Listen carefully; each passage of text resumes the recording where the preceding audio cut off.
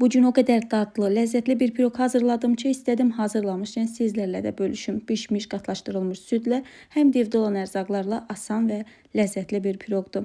Yoğurma qabına 200 qramlıq stəkan ölçüsü ilə 5 stəkan un, üzərinə 200 qram çərək yağı əlavə edib umaca hazırlayırıq. Siz çərək yağının yerinə margarin də istifadə edə bilərsiniz.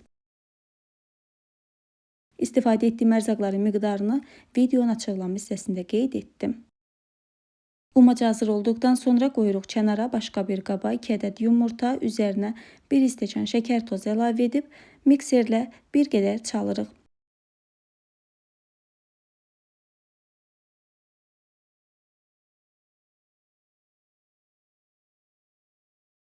Yumurta və şəkər tozu bir qədər qabardıqdan sonra 2 xörək qaşığı qatığın üzərinə yarım çay qaşığı soda əlavə edirik. Sodanı qatığın içərisinə söndürdükdən sonra alınan kütlənin üzərinə əlavə edirik. Ardından 2 xörək qaşığı duru yağ da əlavə edib mikserin aşağı sürəti ilə bir qədər çalırıq.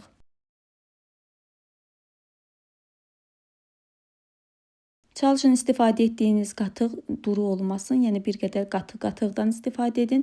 Əgər qatıq yoxdursa, xamadan da istifadə etmək olar. Umacın üzərinə bir bağlama vanil və hazırlamış olduğumuz duru məhlulu əlavə edib öncə qarışdırırıq, ardından xəmir yoğururuq.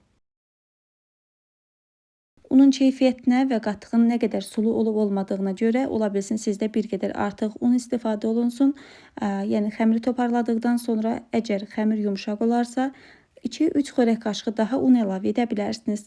Bu arada əgər kanala abunə deyilsinizsə, hər birinizdən xahişim kanala abunə olub videonu bəyənməyinizdir. Xəmir hazır olduqdan sonra masanın üzərinə azca un əlavə edib xəmiri bir yerə toparlayıb 2 hissəyə ayırırıq. Piroqun alt hissəsində istifadə edəcəyim xəmir üzərində istifadə edəcəyimdən nisbətən böyük olmalıdır. Yəni kiçik hissəni ayırdıqdan sonra üzəri üçün, böyük hissəni isə alt hissəsində istifadə edəcəyik. Xəmiri bir yerə toparladıqdan sonra paketə yerləşdirib soyuducunun buzluq gözündə gözlədirik.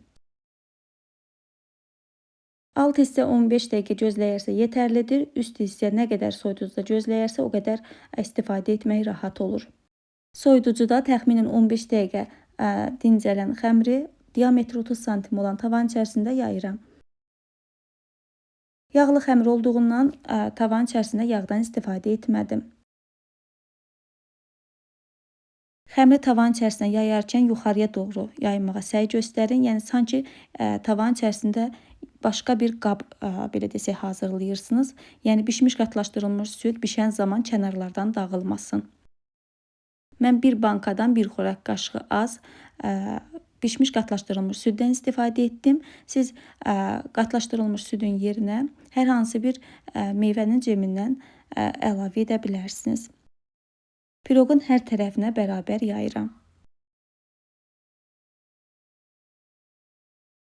Bişmiş qatlaşdırılmış südü hər tərəfə eyni yaydıqdan sonra üzərinə buzluqda gözləyən xəmiri sürtgəcin iri gözündən keçirərək əlavə etdim. Hazırdır. Öncədən isidilmiş sobada 180 dərəcə temperaturda, mənim sobamda 35 dəqiqəyə piroq bişib hazır oldu. Piroqu sobadan aldıqdan sonra yaxşı olar ki, tam soyduqdan sonra dilimləyib süfrəyə verəsiniz. İnanılmaz dadlı, ləzzətli, ağızda əriyən mükəmməl bir piroqdur. Əgər bir dəfə hazırlasanız, inanın tez-tez hazırlamaq istəyəcəyiniz piroqlardan biri olacaq. Qeyd etdiyim kimi bişmiş qatlaşdırılmış südün yerinə cem də əlavə edə bilərsiniz. Dəyərli izləyicilərim, belə dadlı, ləzzətli, asan təamlardan anında xəbərdar olmaq istəyirsinizsə kanala abunə olub videonu bəyənməyi unutmayın. Bu günlük bu qədər. Özünüzə yaxşı baxın. Hələlik.